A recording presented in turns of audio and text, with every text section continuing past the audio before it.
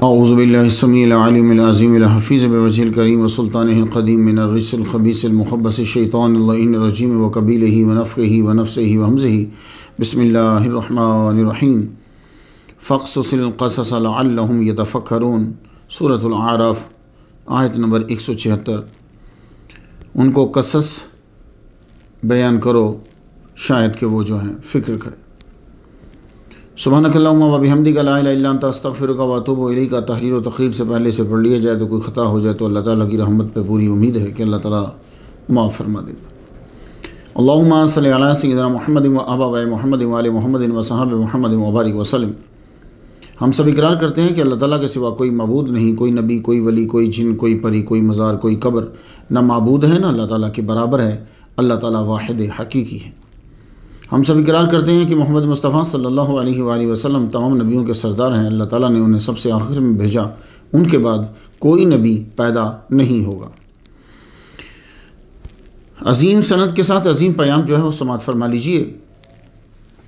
ये सनद अगर किसी के कान में पढ़कर फूंक दी जाए तो अल्लाह ताला उसको शिफा अता फरमा देता है। इमाम रिज़ा अलैहिस्सलाम बयान करते हैं अपने वालिद गिरामी इमाम मूसा काज़िम से, वो बयान करते हैं अपने वालिद गिरामी इमाम जाफ़र सादिक से, वो बयान करते हैं अपने वालिद गिरामी इमाम मोहम्मद अल बाकिर से, वो बयान करते हैं अपने वालिद गिरामी इमाम ज़ैनुल आबिदीन से, वो बयान करते हैं अपने वालिद गिरामी इमाम हुसैन रज़ियल्लाहु तआला अन्हु से, वो बयान करते हैं अपने वालिद गिरामी मौला अली शेर खुदा रज़ियल्लाहु तआला अन्हु से। उन्होंने हुज़ूर सल्लल्लाहु अलैहि वसल्लम से सुना। हुज़ूर ने फरमाया, अल ईमानु मारिफतुन बिल क़ल्बि व क़ौलुन बिल लिसानि व अमलुन बिल अरकान। मफ़हूम इसका ये है कि ईमान तीन चीज़ों के मजमू का नाम है। दिल से पहचानना और ज़ुबान से इकरार करना और अपनी ताकत के मुताबिक अपने आज़ा से अमल करना। तसव्वुफ़ नाम है उन रास्तों का जो ले जाते हैं उस मंजिल तक जिसे कुरान तज़किया नफ्स कहता है और हदीस एहसान। इस रास्ते में रहबर को मुर्शिद पीर कहते हैं, जिसके एक हाथ में सुन्नत मुस्तफ़ा की शमा होती है और दूसरे हाथ में खौफ खुदा का आसा होता है।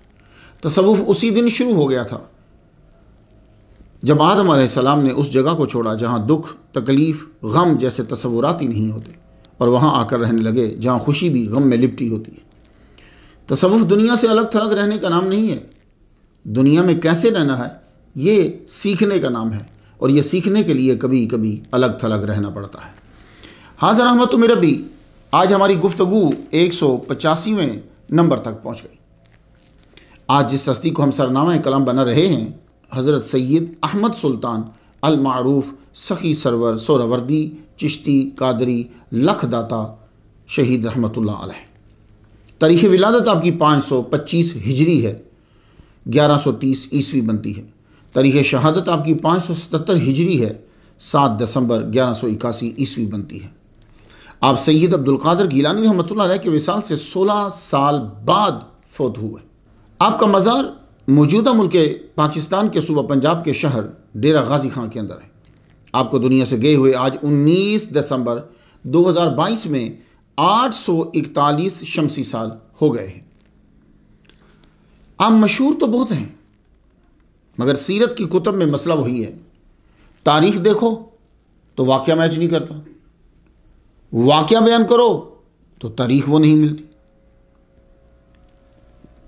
तो पुराने दौर के अंदर लोग सिर्फ वाक़यात को बयान करते थे, वो तारीख नहीं देखते थे कि विलादत का सिन ये है तो ये जो वाक़या बयान कर रहे हैं क्या ये मैच करेगा, नहीं।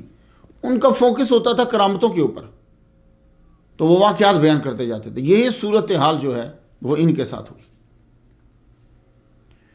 प्रोफेसर हामिद खान हामिद साहब ने बड़ी मेहनत और कोशिश के साथ आपका जो है वो तज़किरा तहरीर किया और मैं इस तरह की तहकीक जो है वो चाहता हूं कि मेरे बाद आने वाले जो हैं वो ऐसे तहकीक करें। 3 साल कबल मुझे सुखचैन साहब ने कहा था कि लखदाता के बारे में कुछ बयान करें। तब मैं नहीं जानता था इस नाम के हवाले से। तो ये सरदार के लिबादा में रहते हैं, मेरे औलिया के वाक़यात को पंजाब में बड़े शौक़ से सुनते हैं। अब तो ये कुरान भी पढ़ते हैं। गौस पाक के बड़े मुतक़िद हैं, ख्वाजा खिदर अलैहिस्सलाम की नियाज देते हैं। बाबा नानक की तरह औलिया से भरपूर अकीदत है। मैं जो सनद तकरीर से पहले बयान करता हूँ वो पढ़कर दम करते हैं। अब तो रब करम फरमा देता है। अब तो उनका बहुत बड़ा डेरा वहाँ बन गया, लंगर खाना है, लोग जो हैं वो आकर खाते हैं।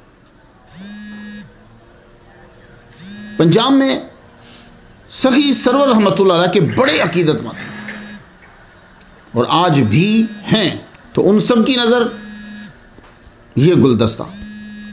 आज के मौजू की जुज़ियात कुछ यूँ होंगी: शुक्राना, नाम से बरकत, पैदाइश, ख़ानदान, तालीम व तरबियत, सफ़र तसव्वुफ़, आपकी रूहानियत, हिंदुओं और सिखों की अकीदत, आपकी शहादत और कुछ ज़िमनन बातें। शुक्राना। हमारे दोस्त हैं और हमारे लिसनर भी हैं यहाँ अमेरिका के अंदर, प्रोफेसर अहमद अलाउद्दीन, बड़े सालों से मुझे सुनते, MBA हैं, यहाँ पढ़ाते। उनके एक दोस्त हैं इसाम साहब, सऊदी अरब के हैं। उनके वालिद साहब सऊदी अरब में आर्मी में हैं। तो रोज़ा में रियाज़िल जन्नत, वो जो हिस्सा है जहाँ आप जाते हैं मदीना शरीफ में, वहाँ कलीन होता है। 2005 में वो जन्नत के टुकड़े का कलीन जो है वो बदला गया, तो कुछ हिस्सा जो है वो इसाम के वालिद साहब को मिला जो सऊदी अरब में आर्मी के अंदर है। उन्होंने फिर हमारे लिसनर जो हैं प्रोफेसर अहमद अलाउद्दीन MBA जो हैं, उन्हें कुछ दिया। तो जब मुझे तज़किरा किया तो मैंने कहा हमें भी इनायत कर दीजिए, आप अपने ही उस हिस्से में से दे दीजिए। लेकिन अल्लाह पाक ने करम किया कि अहमद अलाउद्दीन साहब की वजह से हमें सऊदी अरब से सीधा ही इसाम के अब्बा ने ये जन्नत के टुकड़े का हिस्सा जो है वो अता फरमा दिया। तो बड़ी सादत है। अब मैं तो इसे मालूम है क्या कहता हूँ, मैं कहता हूँ कि हुजूर सल्लल्लाहु अलैहि वसल्लम ने जन्नत से हमारे लिए ये हिस्सा भेजा है।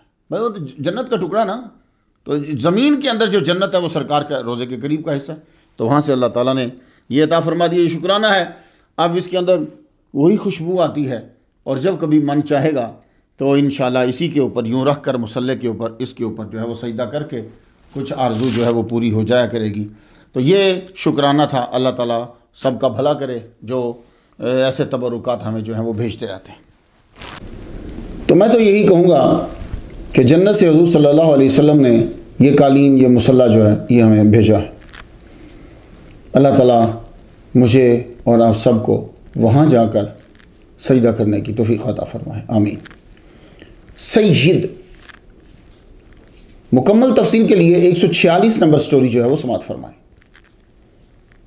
आपको सय्यद कहने की वजह यह है कि आप इमाम जाफ़र सादिक रज़ियल्लाहु तआला अन्हु के बेटे सय्यद इस्माइल रहमतुल्लाह अलैह की औलाद से, इसलिए आपको सय्यद कहते हैं।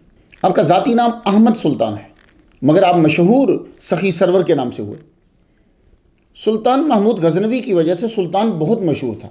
सखी अरबी ज़ुबान का लफ्ज़ है, इसकी जमा असखिया और सखाया आती, ठीक है, कभी गुफ्तगू के अंदर तब्दीली के लिए असखिया और सखाया।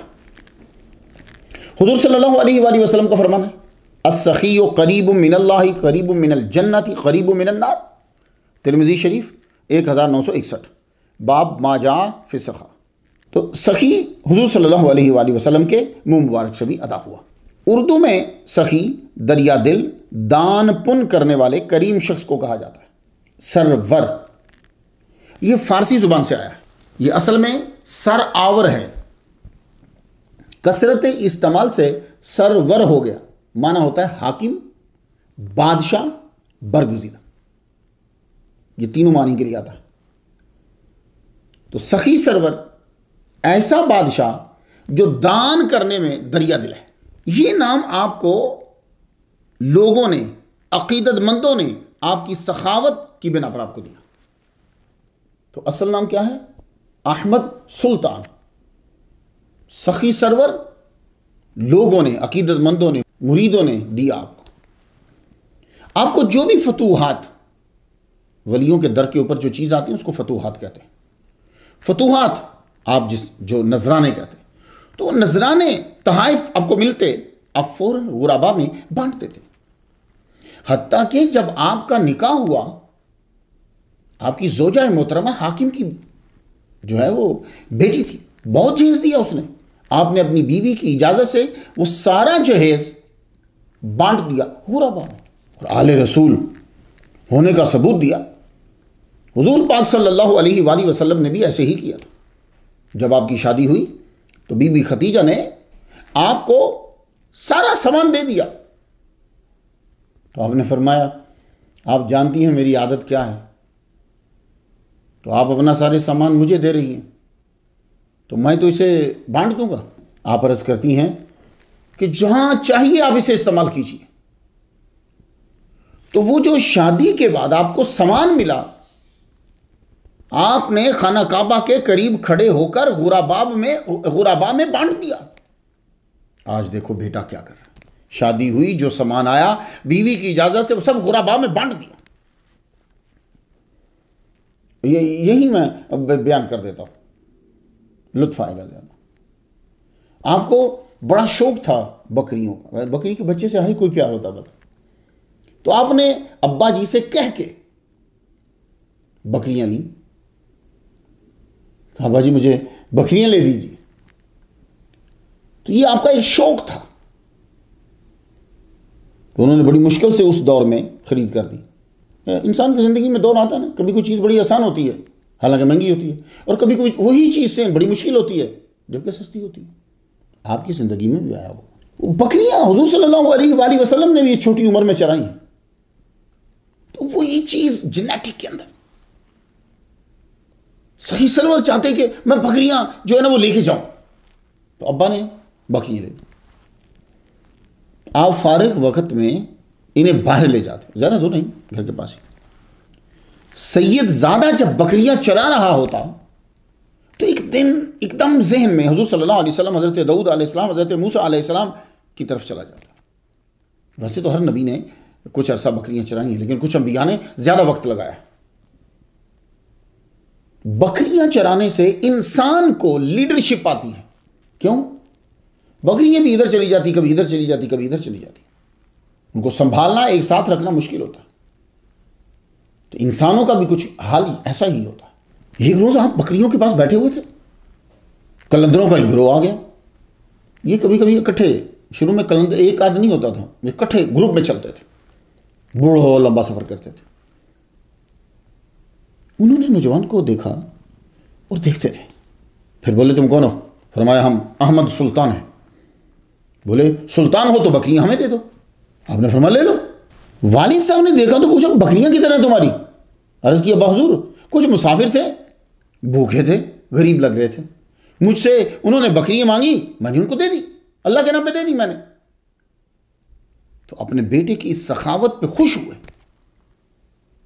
कि अपना शौक, अपनी पसंद अल्लाह के नाम पे दे दी। और ये बच्चे की फितरत होती है कि वो अपना खिलौना, अपनी चीज किसी को नहीं देता, तो जो दे दे उसे सखी सरवर कहता है। तो मैं सखी सरवर के, हालांकि इस वाक्य को मुझे आगे जाके बयान करना चाहिए था लेकिन नहीं। तो सखी सरवर की समझ आई, लख दाता, लखी खां, सुखचैन जी ने जब लख दाता कहा तो तब मैं इस नाम से वाकिफ नहीं था। आपको लख दाता क्यों पुकारा जाता है? असल में यह भी सखी सरवर का ही तर्जमा बन जाता है हिंदी जुबान के अंदर।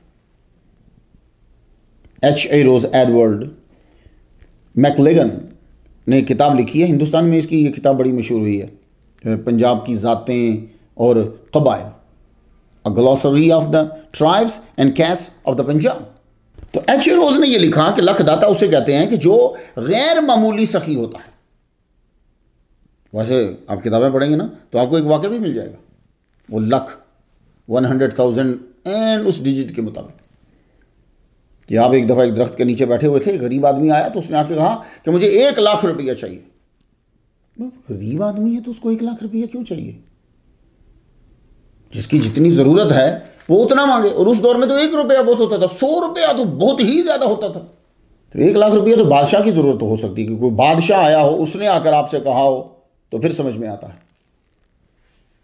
जैसे बहाउद्दीन ज़करिया मुल्तानी रहमतुल्लाह अलैह से मुल्तान के हाकिम ने जो है वो मांगा, कहत पड़ गया, वो समझ आती है। मेरे ख्याल के अंदर एक वाक्य से नहीं, आपने अपने दौर में लाखों लोगों की लाखों मरतबा लखों रुपया से मदद की है मुख्तलिफ शक्ल में। लाला वाला, सखी सरवर लख दाता पीर को लाला वाला भी कहा जाता है। पंजाबी च लाल कहते हैं डायमंड नूं, लाला वाला डायमंड वाला। आपको लाला वाला हीरो वाला पीर भी कहा जाता है, मगर ये आपकी शहादत के बाद मशहूर हुआ है। ये आपके मज़ार पे सुल्तान ज़मान शाह और नादर शाह ने जो है हीरे जवाहरात जो है वो नज़र किए हैं आपकी कब्र के। 2 लाल जो हैं डायमंड जो हैं वो आपके मज़ार पर जड़े हुए थे।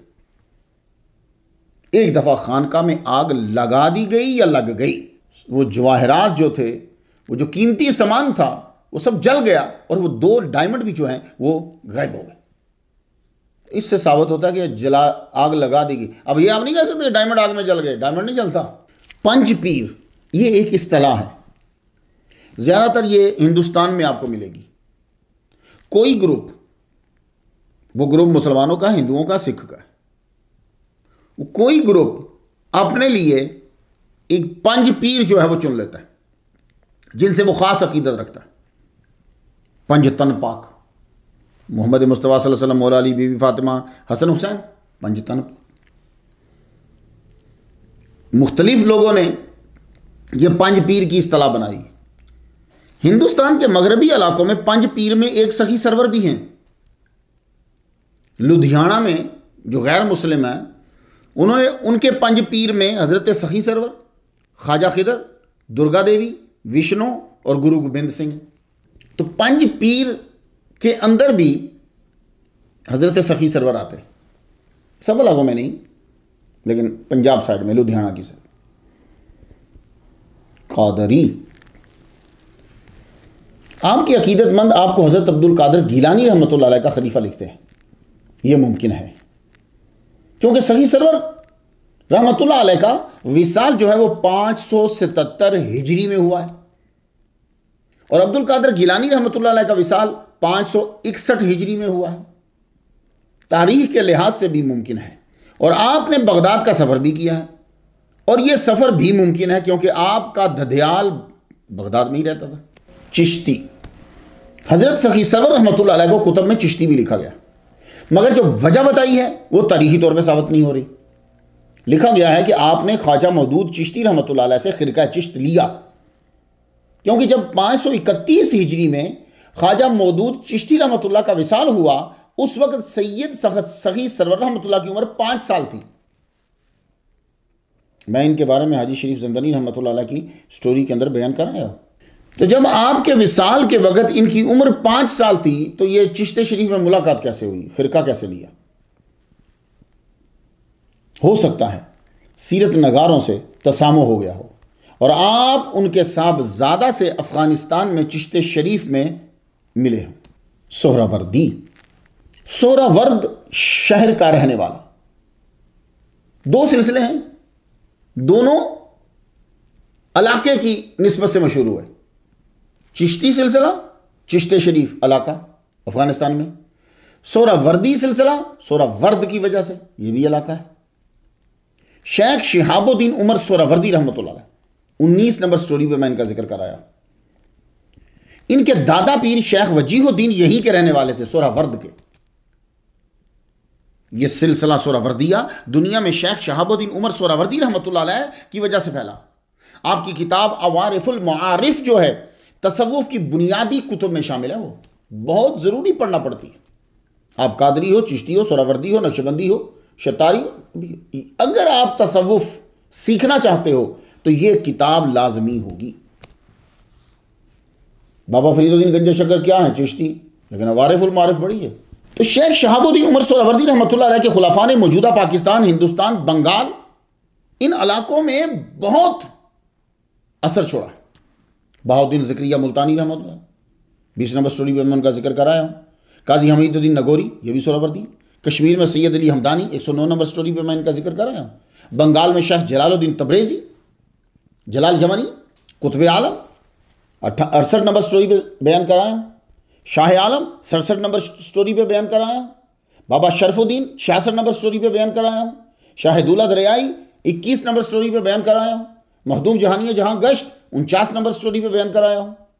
मीरा मोश दरिया बुखारी, शाह जमाल, मियां वड्डा सोहरावर्दी, इन हस्तियों ने एक तारीख रकम की है और ये सोहरावर्दी थे जी, सोहरावर्दी सिलसिले में बात की हुए थे। हजरत सैयद सखी सरवर रहमतुल्लाह अलैह का भी इनमें शुमार होता है, सोहरावर्दियों में। बल्कि तारीखी एतबार से इन्हें सालारे काफिला कहना चाहिए सोहरावर्दियों का, क्योंकि इनकी मुलाकात शिहाबुद्दीन उमर सोहरावर्दी रहमतुल्लाह अलैह से बहाउद्दीन ज़करिया मुल्तानी से भी पहले हो चुकी थी। बहाउद्दीन ज़करिया मुल्तानी रहमतुल्लाह अलैह बाद में मिले हैं। तो ये तो अगर तारीख को देखा जाए तो सैयद सगी सरवर रहमतुल्लाह अलैह शिहाबुद्दीन उमर सोहरावर्दी रहमतुल्लाह अलैह से 2 बार मिले होंगे। एक जब उनकी उम्र छोटी थी और एक जब वो बड़ी उम्र के मशहूर हो चुके थे। हाज़ा रहमतुम मिन रब्बी, मुझ माए महीन पर अल्लाह ने करम किया। नवंबर 2019 में मैं आपके मज़ार पे गया हूँ, शिहाबुद्दीन उमर सोहरावर्दी रहमतुल्लाह अलैह हाज़िरी दी। वहाँ के सजादा नशीन डॉक्टर साहब, उन्होंने हमें वेलकम करा, खुसूसी शफ़क़त फरमाई, खुद ज़ियारत करवाई, कब्र मुबारक की छोटी विंडो खोली, ऊपर तवीज़ होता है, छोटी विंडो नीचे से खोली और मैंने असल तावीज़ को जो अंदर असल है उसे हाथ लगाया। और ये जो पगड़ी आप देख रहे हैं, ये पगड़ी मैंने सर से उतार के वहाँ उनकी असल तवीज़ पे कब्र मुबारक पे लगाई और फातिहा पढ़ी। आप भी जो है वो फातिहा पढ़ लीजिए, ज़ियारत कर लीजिए। तारीखी तौर पर मुलाकात मुमकिन है क्योंकि शेख शिहाबुद्दीन उमर सोहरावर्दी रहमतुल्लाह अलैह का विसाल हज़रत सखी सरवर रहमतुल्लाह के विसाल के 55 साल बाद 632 हिजरी में हुआ। ये बात मैं उन लोगों के लिए कर रहा हूँ जो मेरे बाद आएंगे और वो तहकीक करेंगे या मकाला PhD का लिखना होगा, उनके लिए आसानी हो जाती। तहकीक तो वो अपनी ही करेंगे लेकिन उनको एक राह मिल जाएगी। लेकिन मेरी तहकीक के मुताबिक हज़रत सखी सरवर रहमतुल्लाह ने इस सिलसिले में खिरका अपने दूसरे दौरा बगदाद 570 हिजरी में लिया होगा, क्योंकि उस वक्त शिहाबुद्दीन उमर सोहरावर्दी रहमतुल्लाह की उम्र मुबारक 30 साल थी और आप फैज़ फैला रहे थे। और जो ये लिखा गया है कि आप ज़करिया मुल्तानी के मुरीद थे, ये तो टिका के इत्तिसामो है फुल, क्योंकि ज़करिया मुल्तानी आपके विसाल से 1 साल बाद पैदा हुए हैं। तो जब बहाउद्दीन ज़करिया मुल्तानी रहमतुल्लाह सखी सरवर रहमतुल्लाह के विसाल से 1 साल बाद पैदा हुए हैं, तो फिर सखी सरवर उनके मुरीद कैसे हुए? तो करामात बरहक हैं, बजा हैं, लेकिन जब आपने उनकी तारीख़ विलादत को पक्का कर लिया है या तारीख़ विसाल को पक्का कर लिया है, तो अब वो वाक़यात को किसी एक से मैच करना है आपको। अगर वो मैच नहीं हो रहा तो फिर छोड़ दीजिए, फिर अकीदत ही अकीदत है। वली का अपना वजूद ही हमारे लिए बायस बरकत है। चाहे जाए कि हम वाक़यात फिट कर दें, वहाँ उसका अपना वजूद ही बाबरकत है। वाले रसूल है, सैयदजादा है, आलिम दीन है, आज तक उसकी कब्र जिंदा है। यही बहुत बड़ी करामत है। तो आपकी ज़िंदगी मुबारक को पढ़ने के बाद तो ये मालूम होता है कि आपके पास फैज़ तो हर सिलसिले से था, मगर रहते कलंदरी सिलसिले से थे आप। जब सलूक में होते तो सोहरावर्दी कादरी सिलसिले की तबलीग करते, और जब जज्ब में होते तो चिश्ती कलंदरी रंग आपके ऊपर जो है वो आ जाता। नाम से बरकत हासिल कर ली। सैयद अहमद सुल्तान सखी सरवर चिश्ती कादरी सोहरावर्दी लखदाता रहमतुल्लाह। तर्क बता भाई, सखी सरवर लखदाता हैं कहाँ के? तो ये सैयदजादे जितने आपको नजर आते हैं ना हिंदुस्तान में, बंगाल में, ये असल में आए बागदाद से ही है। बागदाद, बुखारा, मदीना शरीफ, मक्का शरीफ, इन्हीं इलाके में इनके अबाओ अजदाद रहते थे। सैयद सखी सरवर रहमतुल्लाह अलैह के अबाओ अजदाद अरब में ही रहते थे। इमाम जाफर सादिक अलैहिस्सलाम के साहबजादा सैयद इस्माइल बगदाद तशरीफ लाए। बड़े ठाट बाट वाला पीर था ये भी। इनकी नस्ल से एक सितारा चमका, सैयद ज़ैनुल आबिदीन। आपको तसव्वुफ से बड़ा लगाव था, आपने दीन हासिल किया, फिर मदीना शरीफ चले गए। 12 साल सरकार सल्लल्लाहु अलैहि वसल्लम के दर पे मुजावरी की है। तो सरकार के दर पे जो रहता हो फिर खाली तो नहीं जाएगा ना। सरकार तो फिर नवाज देता है। 12 साल जब मुकम्मल हुए तो आपको इशारा हुआ कि आप हिंदुस्तान जाइए, और हिंदुस्तान में मुल्तान जाइए। भाई हुजूर सल्लल्लाहु अलैहि वसल्लम को कैसे पता होगा जी वो हिंदुस्तान है वो मुल्तान है? है ना, लोग सवाल करते हैं ना। भाई साहब मुझे एक बात बताइए, हुजूर की कब्र मुबारक पे कोई फरिश्ता है ना? है? अच्छा, वो फरिश्ता दुरूद सुनता है तो हुजूर को बताता है ना, फलां इलाके से फलां इब्ने फलां ने आपको दुरूद भेजा है। इस हदीस से इनकार तो नहीं करेंगे ना आप? हैं? हाँ, तो हुजूर सल्लल्लाहु अलैहि वसल्लम को सब इलाकों के जदीदो कदीम नाम पहुंचते रहते हैं रोजाना। तो मुल्तान के अंदर तो सुल्तान महमूद गजनवी जो है वो हमला कर चुका है, यहां मुसलमान रह रहे हैं। तो सरकार ये सरकार को कैसे पता चला कि जी ये मुल्तान है, ये हिंदुस्तान है? सरकार को दुरूद पहुंचता है और फलां इलाके से आया है, फलां इब्ने फलां ने भेजा है, ये आवाज आती रहती है। तो इतना डेटा अपडेट जो है वो गूगल का नहीं होता होगा जितना डेटा अपडेट जो है वो मदीना शरीफ होता है। असल में क्या होता है, दिमाग के अंदर जो चीज़ होगी ना आपके नताइज भी वैसे ही निकलेंगे। और जब सरकार सल्लल्लाहु अलैहि वसल्लम से अकीदत होगी फिर आपके दिमाग से वही चीज़ें निकलेंगी और सब साबित होता जाएगा।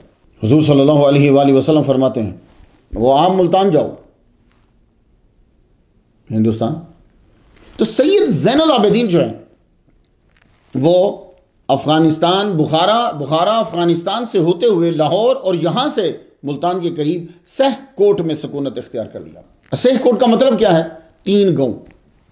सहकोट, हाकिम घुन्नू खां जो था उससे इन तीनों गांव वालों ने जो है ना वो जंग करी और लड़ाई हो गई। तो हाकिम घुन्नू खां की फौज जो है वो गालिब आई, तो तीनों गांव जो है वो उजड़ गए।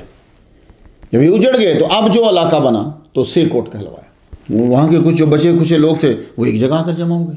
तो यही वो 3 गांवों के थे वो इसी जगह को सहकोट कहने लगे, बाद में शाहकोट बन गया। सैयद ज़ैनुल आबिदीन ने यही डेरा लगा लिया और इस्लाम की खुसूसियात लोगों को बताने लगे। कुरान पढ़ाते, सिखलाते और गुजर बसर के लिए आपने ज़राअत पेशा इख्तियार कर ली। 2 ही बरस गुजरे कि आपकी ज़ोजा मोहतरमा सैयदा बीबी फातिमा जो हैं रहमतुल्लाह अलैहा उनका विसाल हो गया। इनसे आपके 3 बेटे थे, सैयद सुल्तान कैसर, सैयद महमूद, सैयद सहब। आपने वापस बगदाद जाने का इरादा किया। आपकी ज़ोजा का ख़ानदान भी वही है और आपका ख़ानदान भी तो बगदाद में ही रहता था। बोले वापस चलता हूँ। बच्चे जब छोटे हो ना तो अकेले बाप के लिए बच्चे पालना बहुत मुश्किल हो जाता है। बच्चों को पालने की जो सलाहियत दी है वो अल्लाह ताला ने माँ को दी। क्यों? उनको पालने में इंतहाई कुव्वत बर्दाश्त की जो ज़रूरत होती है वो माँ में ही होती है। इसलिए जो औरतें अपने बच्चों को खुद नहीं पालती तो जो पालने के लिए रखती हैं वो भी तो औरत ही होती है ना। लेकिन वो औरत उस तरह नहीं पाल पाएगी जैसे माँ पालती है, क्योंकि माँ मोहब्बत से पालेगी और वो ज़रूरत से पालेगी। बहरहाल मोहब्बत में और ज़रूरत में बड़ा फ़र्क होता है। शाहकोट के लोगों को खबर हो गई सैयद साहब तो जा रहे हैं वापस बगदाद, उनकी ज़ोजा का विसाल हो गया। बल्कि सुनने में तो ये आया कि वो कह रहे हैं कि इनका जस्द अनवर भी वहीं बगदाद जाके दफनाया जाएगा। तो ये इतनी दूर तक जस्द अनवर को ले जाना और ये बच्चा इनका छोटा है वो ये जाएँ तो बड़ा मुश्किल हो जाएगा। तो हमारा ये तो बरकत है आले रसूल की यहाँ, तो आले रसूल हमारे इलाके से चला गया तो बरकत उठ जाएगी। सारे लोग इकट्ठे होकर नंबरदार के पास चले गए। नंबरदार से जाके कहने लगे सुनो, ये सैयद साहब सच्चा सुच्चा आलिम आले रसूल गाँव वालों के लिए बायसे बरकत है, इस बरकत को जाने ना दो। ये सिर्फ बच्चों की वजह से जा रहे हैं कि देखभाल कौन करेगा, किसी तरह इनका निकाह कर दो और इन्हें रोक लो। नंबरदार पीरा रहान कहने लगा अच्छा मेरी एक बेटी है तो मैं अपनी बेटी का निकाह इनसे कर देता हूँ। फिर उनकी बेटी का नाम आयशा था। इससे मालूम होता है कि पीरा रहान जो है वो मुसलमान था, और अगर पीरा रहान जो है वो मुसलमान है तो फिर इसने अपनी बड़ी बेटी भी मुसलमानों को दी होगी। यहां कुछ चक्कर है थोड़ा सा। अगर वो मुसलमान थे तो उन्होंने सही सरवर रहमतुल्लाह को शहीद क्यों किया? बहरहाल तारीख कुछ चीज़ों को वाज़ेह नहीं कर रही। पंचायत के सामने पीरा रहान ने हामी भर ली। मगर जब खानदान वालों से बात की वो तो बिफर गए, बड़ी बेटी बिफर गई। बेटी जहां ब्याही हुई थी वो खानदान सारा भी, नहीं नहीं नहीं नहीं, खानदान के बाहर शादी नहीं करनी। क्या हम गरीब हैं? हम ठीक ठाक आला खानदान के हैं, तुम एक मुसाफिर अजनबी से शादी कर रहे हो, गरीब है। नंबरदार कहने लगा, मानता हूं गरीब है, लेकिन मैं जुबान दे बैठा, मैंने लोगों के सामने इकरार कर लिया, वो गरीब है लेकिन उसके पास ईमान की दौलत बहुत ज़्यादा है, उसके पास हीरे जवाहरात नहीं है लेकिन इबादत बहुत ज़्यादा है उसके पास, मैं इस बिना पर अपनी बेटी का निकाह से कर। तो नंबरदार ने जब अपनी बेटी आयशा का साथ निकाह कर दिया तो अल्लाह ताला ने 2 बेटे अता फरमाए सैयद ज़ैनुल आबिदीन। 1130 में अल्लाह ताला ने बेटा दिया तो नाम रखा अहमद सुल्तान, जो सैयद सखी सरवर लख दाता के नाम से मशहूर हुआ। और दूसरा बेटा सैयद अब्दुल गनी, वालिद गिरामी सैयद सखी सरवर रहमतुल्लाह अलैह से बहुत प्यार करते थे, घर में ही आबा अजदाद की तालीम दी। तो मुसलमानों, आप जिस मुल्क में रह रहे हो, हर मुल्क का एक फर्द तो मेरा लेक्चर सुनता ही है, अक्सरियत की बात कर रहा हूं। तो ये बात पल्ले बांध लो, अपनी तालीम जो है वो अपने बच्चे को ज़रूर दो, लेकिन 8 साल से पहले पहले दे दो। 12 साल के बाद ना शुरू करना, फिर तुम्हें बहुत देर हो चुकी है, फिर वो तेरा उस्ताद बनेगा। उसकी पैदाइश से ही जब उसको लोरियां सुना रहे हो ना, लोरियों के अंदर ही अल्लाह और उसका रसूल डाल दो, उन्हीं 5 सालों के अंदर डाल दो। हम लोग जो बैठे रो रहे हैं ना, या मौलवियों को कोस रहे हैं, मौलवी साहब आप तकरीर किया करें, हमारे बच्चे गौस पाक बन जाएं। क्यों, कैसे बनेंगे गौस पाक भाई? मौलवी आधे घंटे की तकरीर में कैसे बनाएगा? तो आप लोग गौस पाक क्यों नहीं बने? आप तो पाकिस्तान और इंडिया में रहते थे, वहां तो तुम्हारी ही जुबान बोली जाती थी, तुम्हारी ही जुबान के मौलवी सब तकरीर करते थे, 5 टाइम नमाज होती थी। तुम कितनी नमाजें पढ़ते थे और कितना मौलवी साहब को सुनते थे, ये बता दो। तो जब तुम अपने गरीब मुल्क में रहकर 25 साल तक मौलवी के मत्थे नहीं लगे, तो ये अमीर मुल्क में रहकर याशी की जिंदगी गुजारते हुए ये मौलवी के मत्थे कैसे लगेगा? अजीब आदत है यार, मौलवियों के ऊपर डाल रहे हो। अगर मौलवियों के पास ही ये था तो फिर तो चाहिए था कि पाकिस्तान के तमाम अवाम हर एक गौस पाक हो, हर बच्चा। हिंदुस्तान के जितने भी मुसलमान इलाके हैं उनका हर बच्चा गौस पाक होना चाहिए। जुबान अपनी, माहौल अपना, बड़ी बात है भाई। जो चीज तुम्हें तुम्हारे मुल्क में ना मिल सकी वो तुम आके ढूंढ रहे हो उस मुल्क में जहां तुम्हारी हुकूमत ही नहीं है। तो ये याद रखो सब लोग, ना बच्चों को कोसो, ना माशरे को कोसो, और ना ही मौलवियों के ऊपर इल्जाम लगाओ। मोहम्मद मुस्तफ़ा सल्लल्लाहु अलैहि वसल्लम जिस माशरे में रह रहे थे उससे गंदा माशरा अभी नहीं आया, उससे अच्छे माशरे में तुम रह रहे हो। पर देख लो, मोहम्मद मुस्तफ़ा सल्लल्लाहु अलैहि वसल्लम ने कभी बुत परस्ती करी हो जबकि वो बुरी नहीं थी। आज तो फिर भी महसूस होता है ना कि शराब बुरी है, और तब तो शराब बुरी ही नहीं थी। नाजायज ताल्लुकात बुरे ही नहीं थे, बल्कि फखरिया बयान किए जाते थे। क्या तुम कह सकते हो नबी के अंदर कोई भी बुराई नहीं? क्यों? उनकी अम्मी और उनके अब्बा वो बड़े बाशरम व बाहयात थे। मैं बात वो करता हूँ मोजज़ात और करामात से हटकर, ये बात ज़रा याद रख लीजिए कि अवाम को भी तो समझाना है ना। मोजज़ात और करामात हर जगह नहीं, कुछ चीज़ें रूटीन की भी बयान करनी है। आप क्या सोचते हो वो जी वो सैयदुल अंबिया हैं, वो ठीक है मानते हैं, लेकिन बात ये भी तो करो कुछ थोड़ी सी। तो मुसलमानों, जब हम ठीक हो जाएंगे हमारे बच्चे भी कुछ ना कुछ ठीक हो जाएंगे। आप 100% ठीक होंगे, आपके बच्चे 20% ठीक होंगे। तो अगर आप ही 20% हैं तो फिर सोच लो। तो सैयद ज़ैनुल आबिदीन अपने इलाके में नहीं रह रहे कि जहाँ सैयद ज़ादे हैं अपना ख़ानदान, वो दूसरे इलाके में है, लेकिन तालीम अपने बच्चे को देनी शुरू कर दी। कुरान, हदीस और लोरियाँ वही चल रही। आज तक याद है आपको अल्लड़ बल्लड़ बावेदा, बाबा खटके ले आवेगा। ये अल्लड़ बल्लड़ बावेदा, बाबा खटके ले आएगा। ये वो खटके, वो रोज़ी रोटी मजदूरी। तो लोरियाँ कुल हुवल्लाह की होनी चाहिए, लोरियाँ कुरान मजीद की होनी चाहिए, लोरियाँ नात की होनी चाहिए, ताकि वो बचपन से ही फिर सरकार सल्लल्लाहु अलैहि वसल्लम में। तो ये सैयद आले रसूल जो होते थे वो यही करते थे कि अपने बच्चों को तालीम खुद देते। इब्तदाई तालीम आपने अपने वालिद गिरामी से हासिल की, और आपकी उम्र मुबारक 9 साल हुई तो आप के वालिद गिरामी 535 हिजरी में सैयद ज़ैनुल आबिदीन रहमतुल्लाह अलैह का विसाल हो गया। शाहकोट के अंदर आज भी आपका मज़ार मरजा खलाइक है।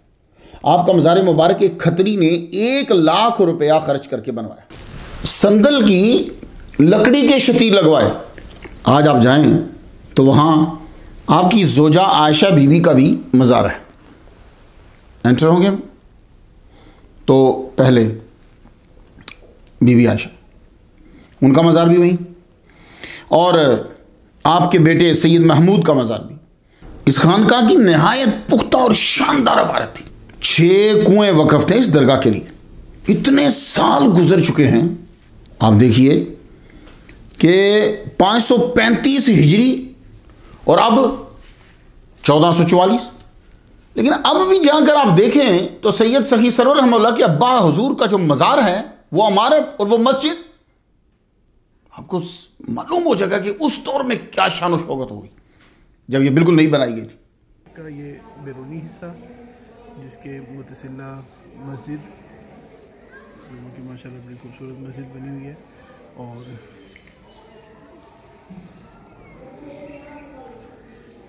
और ये है इसका दाखिली रास्ता जहाँ से दाखिल होते हैं। और ये सामने छोटा सा बाज़ार है जहाँ पर ये बहुत कुछ तबरुकात वगैरह जो यहाँ आने ज़ायरीन को देते हैं। छोटा सा बाज़ार साथ में। ये मज़ार शरीफ हज़रत बीबी आयशा रहमतुल्लाह अलैह, ये उनका मज़ार शरीफ है जो वालिदा मोहतरमा है हज़रत सखी सरवर रहमतुल्लाह अलैह की। ये सिर्फ ख़वातीन का यहाँ दाखिला, ख़वातीन अंदर जाती हैं। ये पर्दा लगा हुआ है और ये बिल्कुल मुतसिला है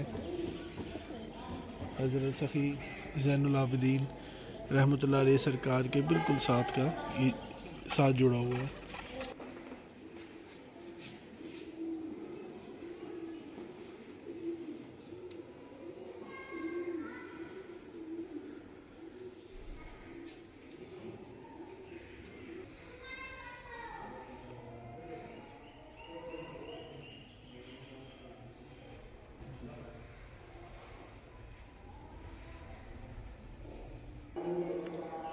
अस्सलाम वालेकुम। ये कदमैन शरीफ के पास ये जो दरवाज़ा है, इसको जन्नती दरवाज़ा कहा जाता है।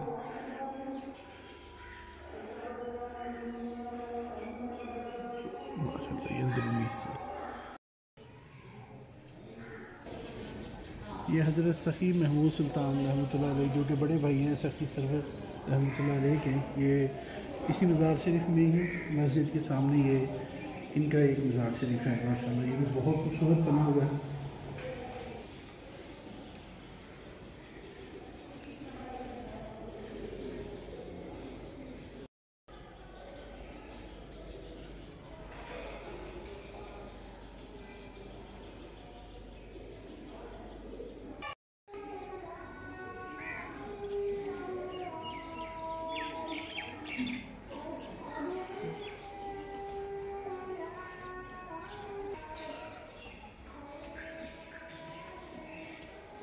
ये क्लिप हमारे लिसनर हाफिज़ मुबशिर इकबाल साहब ने मुल्तान से भेजा है। वालिद साहब के विसाल के बाद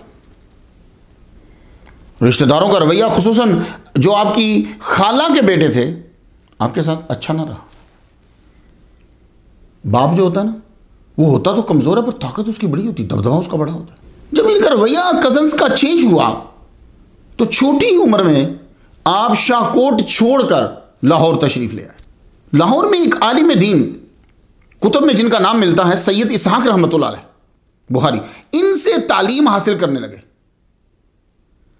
अब हो सकता है कि ये आपके वालिद गिरामी के दोस्त हों, क्योंकि इतनी छोटी उम्र में किसी के पास सीधा चले जाना, कोई ना कोई रीज़न होनी चाहिए। लेकिन आपके मुतल्लक कुतुब जो ज़्यादा लिखती हैं वो करामात ही को लिखती हैं, वाक़यात को ही लिखती हैं। आप उनके पास पहुँचे, उन्होंने फ़र्ज समझकर अपने बच्चों की तरह आपको ट्रीट किया, कुरान और हदीस की तालीम दी, कुरान याद करवाया।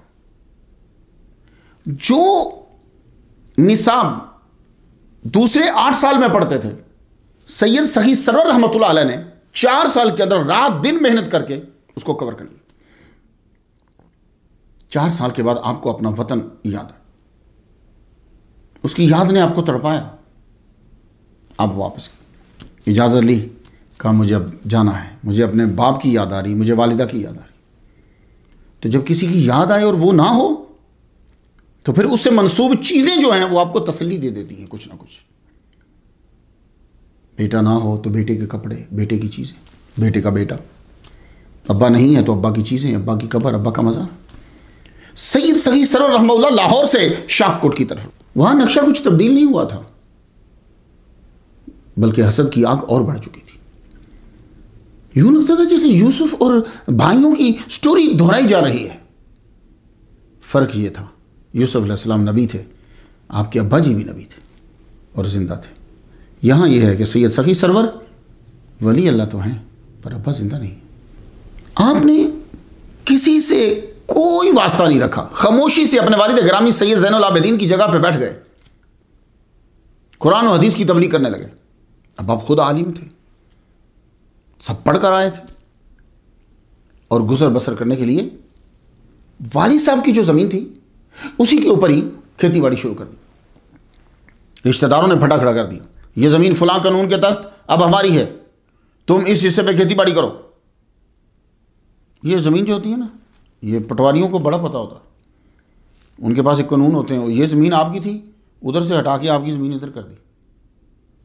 तो उन्होंने यही चक्कर कुछ चलाया। तो जो हिस्सा ज़मीन का आपको दिया बंजर, पत्थर कंकर ज़्यादा, आपने फरमाया लड़ते क्यों, तुम वो ले लो, ठीक है मुझे यही दे दो। आपने उसी खराब ज़मीन पर हल चलाया, फसल उगाई, अल्लाह ने आपकी मदद की, उनसे अच्छी फसल हुई। ये बात भी उनको हजम ना हुई। लोग तंग भी करते हैं और चुप भी नहीं रहने देते, कहते हैं कि भाई हम तंग कर रहे हैं तो आप रो, आप चीखो, चिल्लाओ, आप हट के देख लो, आपको हटने भी नहीं देंगे, खामोश भी नहीं रहने देंगे। ये बात भी उनको हजम ना हुई। फसल पकने पे हाकिम मुल्तान को टैक्स दिया जाता था, सारी फसल और अनाज जो हुआ था वो इकट्ठा किया। तो कजन्स ने आपको उसकी रखवाली पे बिठा दिया, अकेला बिठा दिया। इसमें उनकी चालाकी ये थी कि अनाज की बू से जो है वो जानवर आते हैं, ये अकेला होगा, इसे मार जाएंगे, ना भी मारें तो अनाज तो खराब होगा ना। हम हाकिम के आगे इस पे इल्ज़ाम धर के टैक्स कम करवाएंगे कि भाई ये बैठा हुआ था तो माल जो है वो कम हो गया। लेकिन सैयद सखी सरवर रहमतुल्लाह, जिसके साथ अल्लाह होता है फिर सारे असबाब उसके साथ आ जाते हैं। सैयद सखी सरवर रहमतुल्लाह ताला सब जब चले गए, आपने आग जलाई, आग जलाने के बाद अनाज का ढेर लगा हुआ है, आपने इबादत शुरू कर दी, नवाफिल पढ़ते रहे, रात गुजर गई, जिक्र के अंदर ही रात गुजर गई, कोई भी जानवर जो है वो करीब ना आया। आप तहज्जुद पढ़कर फारिग हुए तो आपने एक शेर को जाते हुए देखा। मुझे लगता है कि अल्लाह ने आपकी हिफाजत के लिए रात भर उस शेर को आपका चौकीदार बनाकर बिठा दिया हुआ था।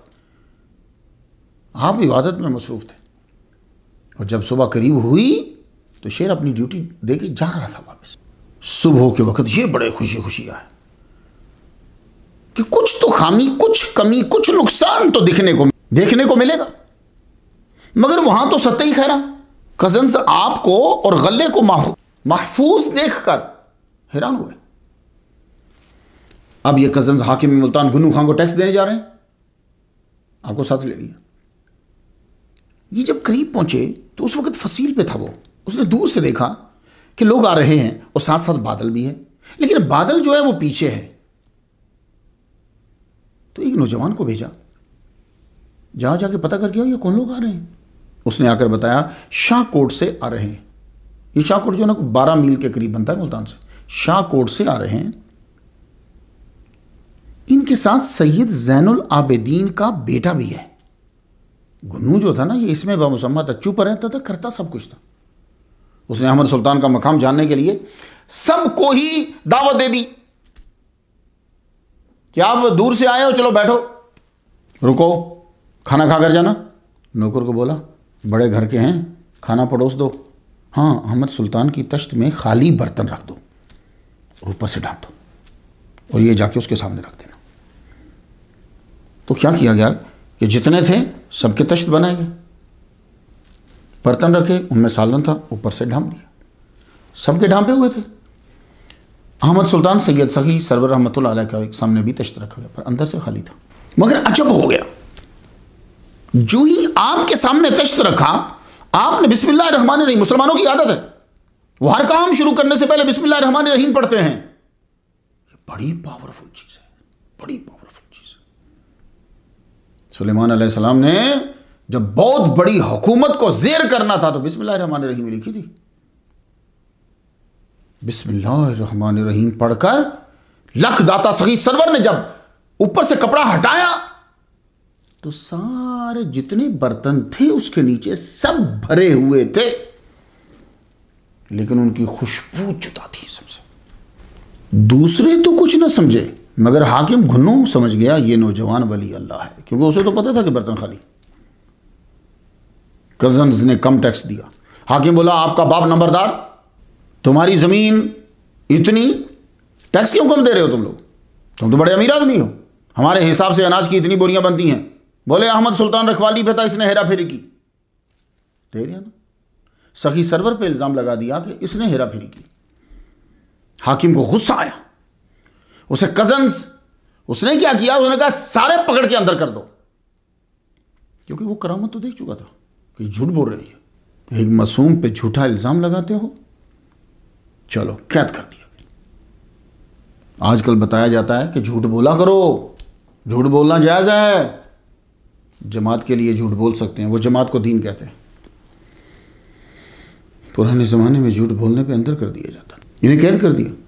सखी सरवर से कहा आप जाओ, आपने फरमाया मैं तो नहीं जाऊँगा, मैं इनके साथ आया था, मैं इन्हीं के साथ ही जाऊँगा। तो आप वो पुलिस वालों के साथ ही चले गए, वहीं जाके जहाँ ये कैद थे वहाँ जाके बैठ गए। इतला दी कि हाकिम घुन्नू खां को कि वो आपने जो कैदी ठहराए हैं उनके साथ जो लड़का है वो भी वहीं बैठा हुआ है। हाकिम को मालूम हुआ तो सब कुछ छोड़ दिया, सिर्फ और सिर्फ आपकी खातिर। आपके जाने के बाद हाकिम आप ही के मुतल्लिक सोचता रहा, वो करामत तो देख चुका था, अखलाक से भी मुतासिर हुआ। उसने अहमद सुल्तान की जासूसी के लिए बंदे छोड़े, उन्होंने आकर आपके शबो रोज की इतला दी कि सही सरवर जो है, ये तो बाद में नाम मशहूर हुआ ना, अहमद सुल्तान कहते थे, ये कैसे शबो रोज इसके कैसे गुजरते हैं। हाकिम ने फिर अपनी बेटी का निकाह इनसे कर दिया, बड़ी धूमधाम से निकाह हुआ, बहुत जहेज दिया। आपने अपनी बीवी की इजाजत से सारा सामान अल्लाह के नाम पर गुराबा में तकसीम कर दिया। यह है सखी सरवर। हम तलब करते हैं कि जहां निकाह हो वहां से सामान आए, जहेज आए। यह सखी सरवर है, लख दाता है कि जो लाखों मिला वो सब गरीबों में बांट दिया। मगर यह मकाम कजन्स को पसंद ना आया, हसद और बढ़ गया। अच्छे लोगों की जिंदगी में मुश्किलात उनकी सलाहियतों और इज्जत को बढ़ाने आती हैं, ये सब लोग सुन लिए।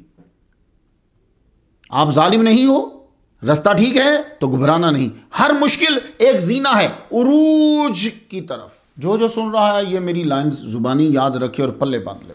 अगर तुम जालिम नहीं हो, रास्ता सही है, फिर परेशान मत होना।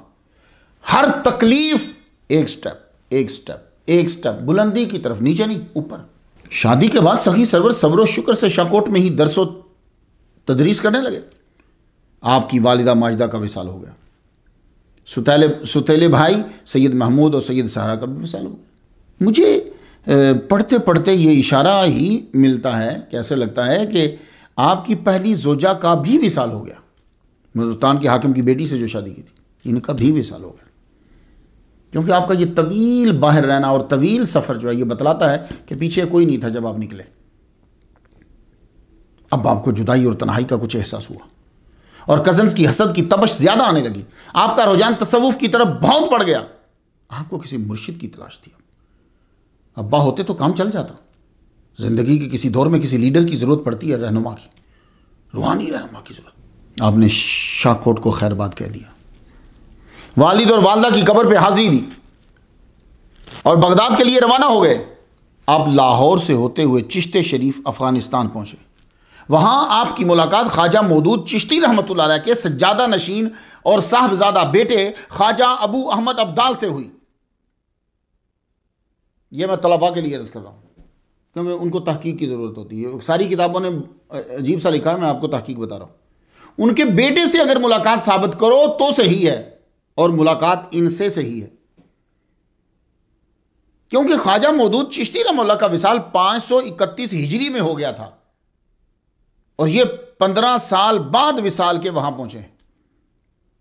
इससे पहले आप साबित नहीं कर सकते उनका जाना, ठीक है। उनके विसाल के 15 साल बाद वहां पहुंचे, तो अब उनके साहबजादा से मुलाकात हुई। वहां से खिरका चिश्तिया लिया और बागदाद के लिए रवाना हुए। तो 546 हिजरी है जब आप बागदाद पहुंचे। गौस पाक का बगदाद में तूती बोल रहा था। गौस पाक की उम्र 76 साल थी। ये बातें उनके लिए हैं जो PhD कर रहे हैं, उनके लिए हैं जो तलबा हैं, जो मुकर्रिरीन हैं। तो हज़रत सखी सरवर रहमतुल्लाह की उम्र 21 साल है। तो कुछ थोड़ा सा ना अकल को भी बीच में लगाना होता है, ठीक है। करामात हम मानते हैं, सब चीज़ें मानते हैं, लेकिन हर वक्त तो करामत नहीं ना चलानी, तो फिर हर आदमी तो मुसलमान नहीं रहेगा। फिर हज़रत सखी सरवर रहमतुल्लाह की उम्र मुबारक 21 साल है। गौस पाक की उम्र 76 साल है। आपने मुलाकात की, ख़ानदान का तारुफ करवाया, गौस पाक से खिरका लिया।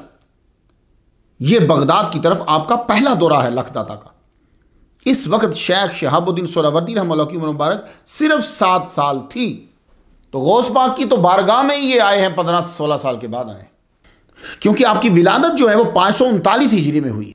मेरी तहकीक के मुताबिक हज़रत सखी सरवर रहमतुल्लाह की मुलाकात उमर सोहरावर्दी से बगदाद के दूसरे सफ़र में हुई है, जो आपने 570 हिजरी के बाद किया। उस वक्त उमर सोहरावर्दी रहमतुल्लाह की उम्र 30 साल से ज़्यादा थी और गौस पाक को पर्दा फरमाए तकरीबन 9 साल हो चुके थे। तो शेख शहाबुद्दीन उमर सोहरावर्दी रहमतुल्लाह से भी आपने खिरका लिया, खिरका सोहरावर्दिया, लेकिन दूसरे ट्रिप में। गौस पाक के होते हुए शेख शहाबुद्दीन सोहरावर्दी की बात करना मुझे कुछ समझ में नहीं आता, जबकि आपकी उम्र भी 7 साल बन रही है। तो मेरे नज़दीक 2 सफ़र किए हैं लखदाता ने बगदाद के। पहला जब वो शहाबुद्दीन उमर सोहरावर्दी पढ़ रहे थे, और दूसरा जब वो उस्ताद बन के पढ़ा रहे थे। पहला सफ़र बगदाद का आपने किया 546 हिजरी में। गौस पाक पीरे पीरा से फैज़ लिया और वापस हिंद की तरफ रवाना हुए, और आपने पंजाब में सोदरा शहर में दरियाए चनाब के किनारे डेरा लगा लिया। तलबा कुछ बात समझ में आ रही है? तो सोदरा में आपका क़याम जो है, दरियाए चनाब के किनारे पे आपने इबादत और रियाजत शुरू कर दी। आपकी शोहरत होने लगी, इर्द गिर्द के गाँव से लोग ज़ियारत को आते, आप इन्हें अल्लाह अल्लाह के रसूल की बातें बताते। इतनी मकबूलियत हो गई कि हर रोज़ उर्स का समा होता। इतनी फतूहात किसे कहते हैं? वो जो नजराने लोग देते हैं अल्लाह के बंदे को, वो फतूहात यानी नजराने लोग देते। आप सब गुराबा में फ़ौरन बांट देते, जो गुराबा बैठे होते सब में बांट देते। सखावत का वो मंजर चश्मे फलक ने देखा कि हातम ताई को लोग भूल गए, आपको लख दाता पुकारने लगे।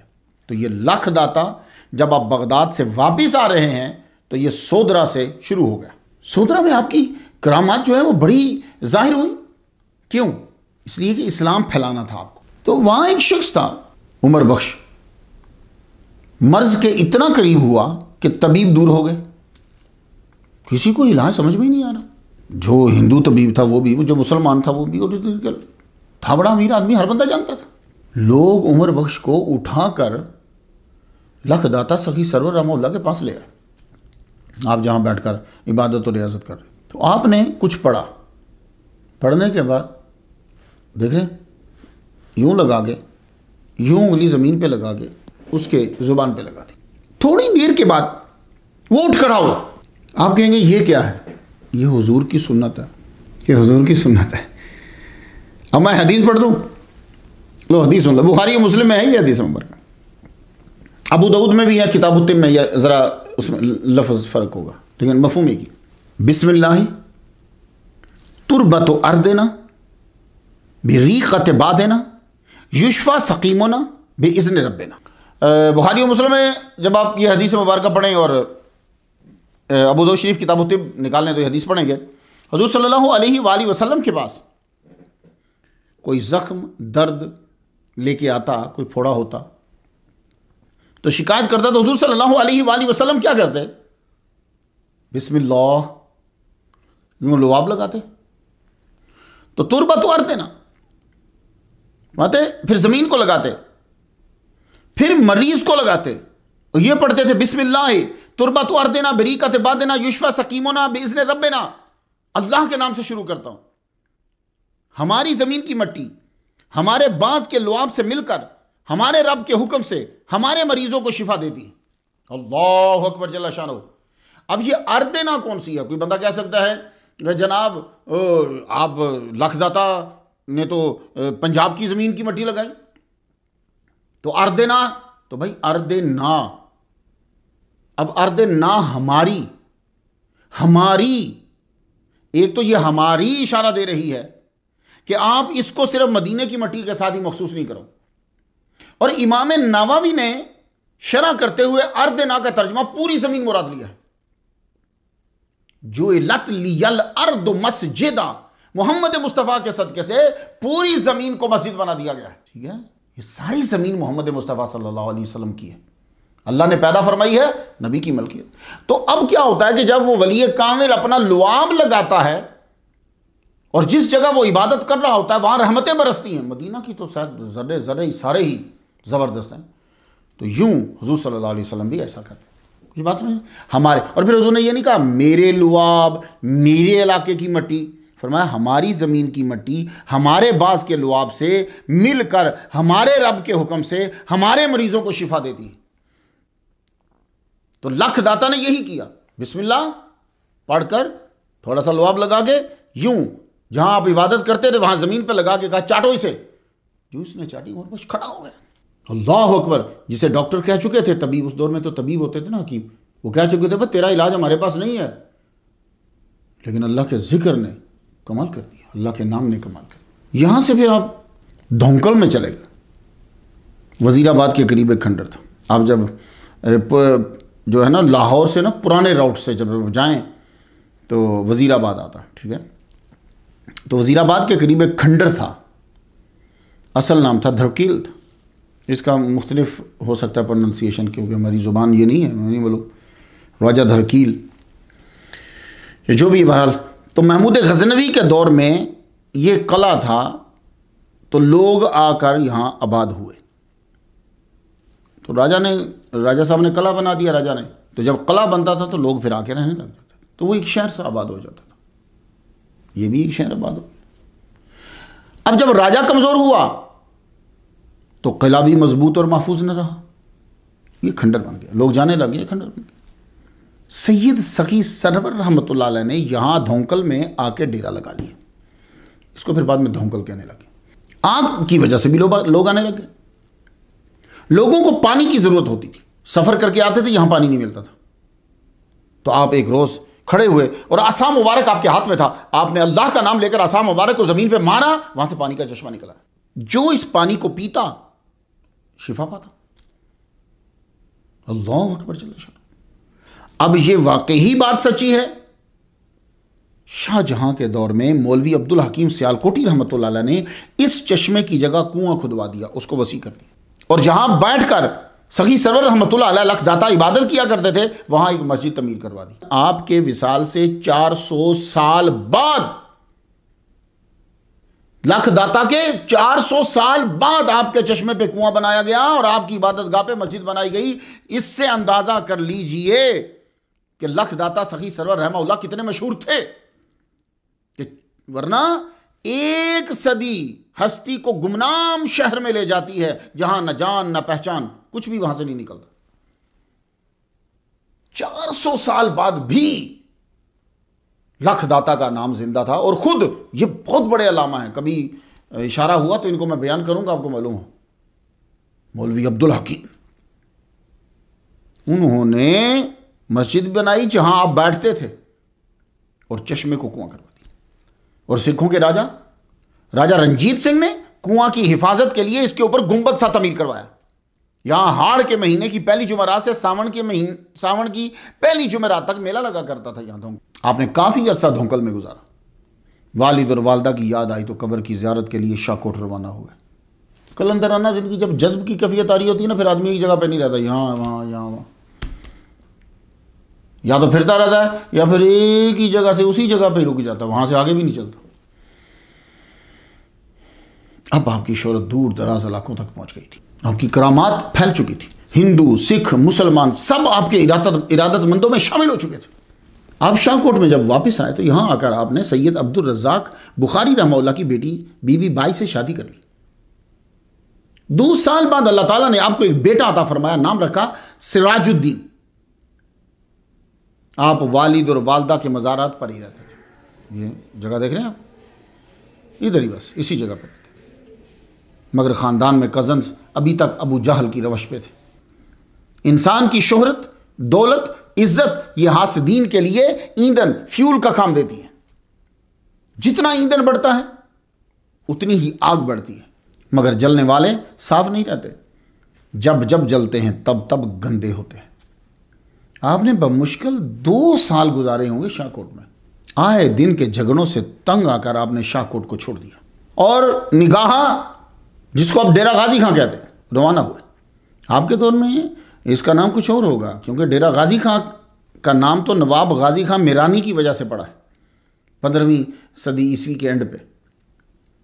तो आप शाहकोट से, सहकोट से आप कोहे सुलेमान, निगाह कोहे सुलेमान, जिसको अब डेरा गाजी खां कहते हैं, वहाँ आप तशरीफ़ लाए। अपनी जोजा, अपने बेटे सिराजुद्दीन और अपने भाई सैयद अब्दुल गनी के साथ, और आपके साथ 2 खादिम भी थे, बकनवागी और शेख गाड़ा। ये जो शेख गाड़ा है ये आपको वज़ू करवाया करता था, आपकी घोड़ी का ख्याल रखता था, और जब आपने सफ़र पे जाना होता था ये आपकी घोड़ी की जीन को जो है वो कसता था, लजाम पकड़ता था, आपको रवाना करता था। इसने बड़ी खिदमत की आपकी। तो आप वहीं रहने लगे जहां आज आपकी कब्र है। यहां आप पे कलंदराना रंग ज्यादा था। बड़े लोग मुतकिद हुए, बड़ी करामात का ज़हूर हुआ। हिंदू और सिख भी आते और आपके भगत बनते। वो खुद को आपके नाम अहमद सुल्तान की वजह से सुल्तानी कहलवाते थे। तो जो ला इलाहा इल्लल्लाह मुहम्मद रसूलुल्लाह नहीं पढ़ते थे या पढ़ लेते थे, लेकिन अक्सरियत उनकी कि जो दूसरे मज़ाहिब के थे, वो आपसे जो अकीदत रखता था वो खुद को सुल्तानी कहलवाता था। ये लोग नस्ल दर नस्ल आपके मुतकिद थे। मौजूदा हिंदुस्तान से वस्त फरवरी को ज़रूर आपके दरबार पे आते थे।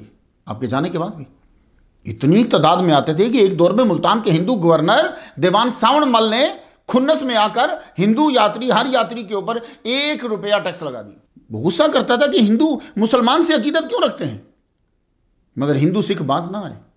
रुपया टैक्स देकर भी लाख दाता के मज़ार पे हाजिरी देते थे। जालंधर और लुधियाना के गैजेटियर में लिखा है, प्रोफेसर हामिद खान हामिद ने उसका हवाला देते हुए कहा कि यहां के अक्सर हिंदू और सिख आपके मुरीद हैं, जालंधर और लुधियाना के लोग। और सुल्तानियों, हिंदू और सरदारों की एक बात है, वो झटके का गोश्त नहीं खाते, ज़िबा करके खाते हैं। खतरानियां वो आपसे बहुत अकीदत रखती थी। बाज ब्राह्मण भी आपके बड़े मुतकिद थे। पाकिस्तान बनने से पहले तक ये लाजमी हाजिरी देते थे। बाद में सरहदों की वजह से कदम रुक गए, सरहदों ने कदम रोक दिया।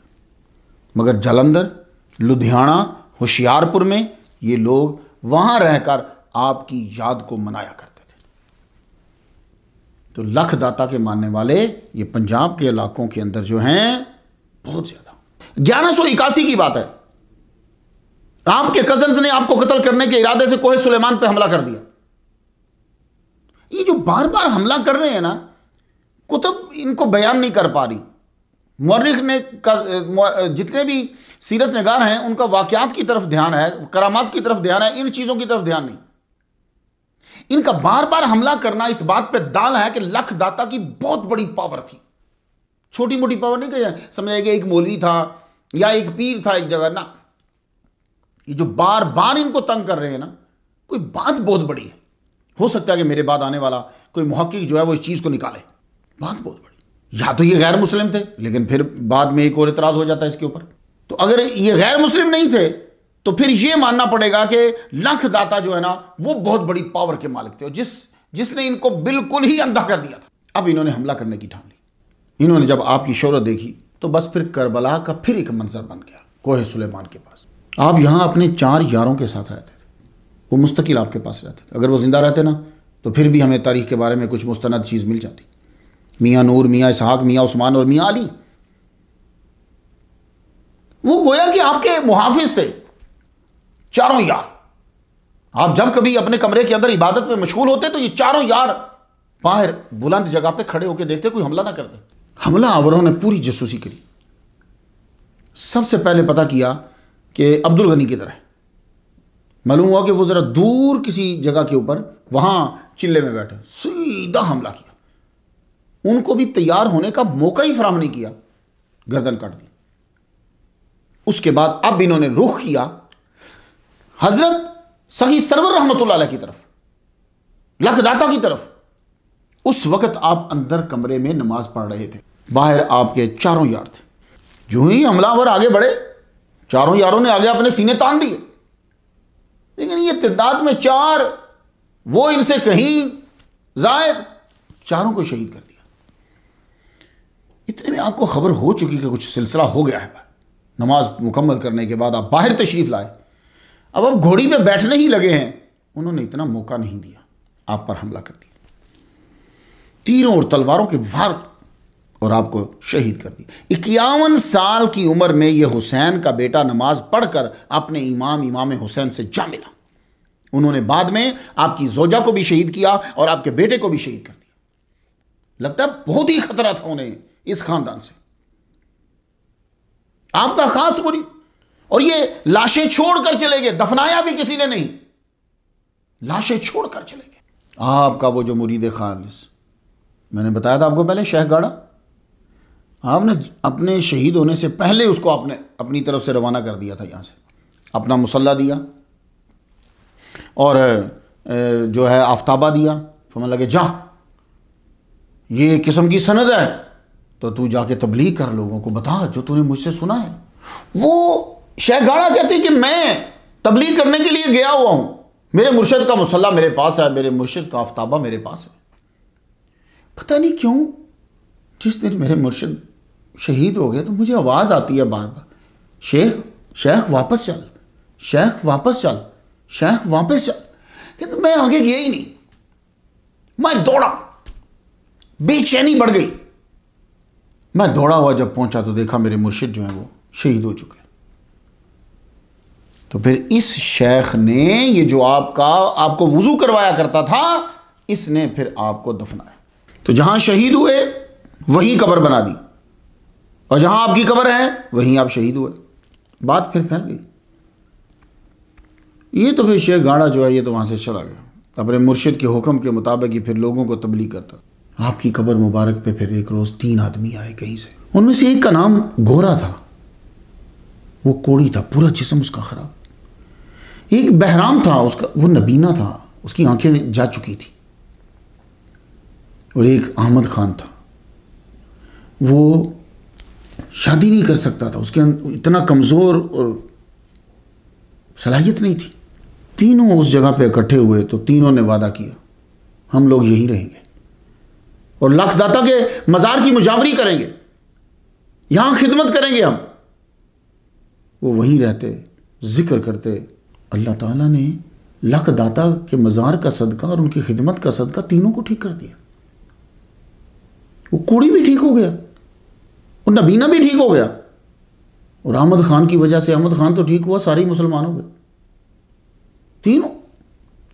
अल्लाह ताला ने उनकी शादियां भी कर दी, तीनों को अल्लाह ने औलाद दी, और नस्ल दर नस्ल यही यहाँ के मुजाविर हैं।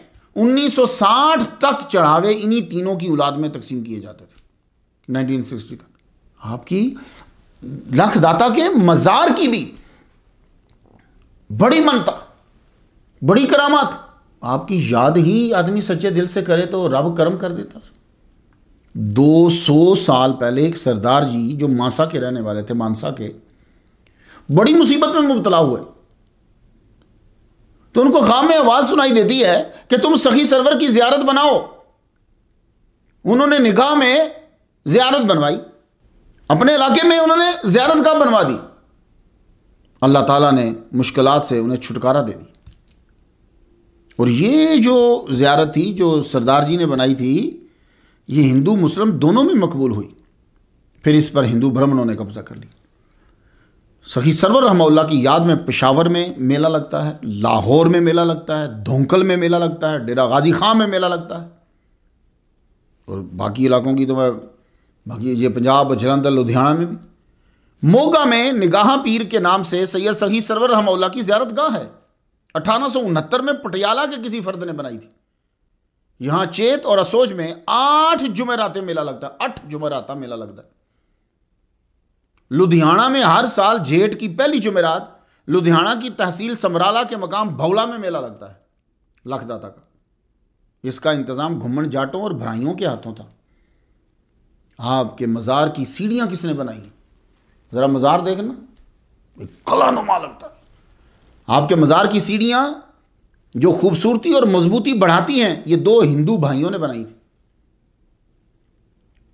दीवान लखपत राय और दीवान जसपित राय। दोनों भाई थे। लखपत कोट लखपत जेल है, ये लखपत का सारा इलाका उन्हीं का था। ये बड़ा अमीर खानदान था। अंदाजा इस बात से लगा लें कि जब दीवान लखपत के बेटे की शादी हुई तो लाहौर के हर फर्द को 2.5 किलो शक्कर, सेर बल्कि 2.5 सेर शक्कर जो है वो दी गई। ये इतने अमीर थे। तो हजरत सही सरवर रहमतुल्लाह के मज़ार की सीढ़ियां इन दोनों भाइयों ने जो है वो बनाई। तामीर में 1 साल लग गया। पैसा कितना लगा होगा जब तमीर में 1 साल लग गया? इस तरह बुलंद और मजबूत बनवाई कि बाढ़ आ जाए तो मज़ार को नुकसान न पहुंचे। ये उसकी मजबूती और खूबसूरती दोनों को बढ़ाती है। बाबा नानक जी का स्थान, किताबों वाले तो लिखते हैं कि बाबा नानक जी से लखदाता की मुलाकात हुई है और सही सरवर रहमतुल्लाह अलैह ने इनको तरबूज पेश किया। रूहानी तौर पे तो कुछ भी हो सकता है, इसका हम इनकार नहीं करते, लेकिन क्या करें, तारीखी तौर पे भी कुछ बात देखनी है।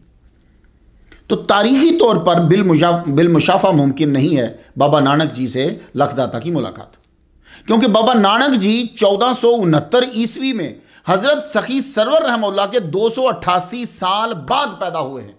तो 288 साल बाद पैदा हुए। रूहानी तौर पे तो हो सकता है, लेकिन हमें ज़रा तारीखी तौर पे देखना पड़ता है। बड़े बादशाहों और सौदागरों ने आपके मज़ार पे नजराने दिए हैं। हज़रत सखी सरवर के मानने वालों के मुख्तलिफ मकामात पे मुख्तलिफ नाम हैं। सरवरिया, निगाहिया, सुल्तानिया, लखदाता, धौंकलिया। ज़्यादा मशहूर सुल्तानी हुए अहमद सुल्तान की सुल्तानी। जलंधर गैजेटियर में लिखा है कि यह ज़िला 2 बड़े हिस्सों में तकसीम है आबादी के लिहाज से।